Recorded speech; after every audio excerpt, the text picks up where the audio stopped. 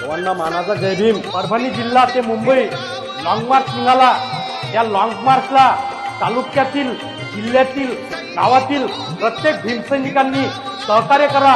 ज्या कुठी हा लॉंग मार्च मोर्चा थांबीन त्या ठिकाणी समाजासाठी पाण्याची व्यवस्था करा, भोजनाची व्यवस्था करा।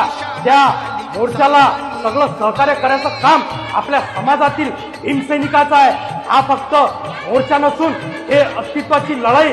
हा लॉंग मार्च मोर्चा मुंबईच्या दिशेने निघाला। हा अस्तित्वाचा मोर्चा या ठिकाणी आपला लढा यशस्वी झाला पाहिजे आणि महाराष्ट्रातील प्रत्येक भीमसैनिकानं या लॉंग मार्च मोर्चाला सहकार्य केलं पाहिजे हे आम्ही आवाहन करतो।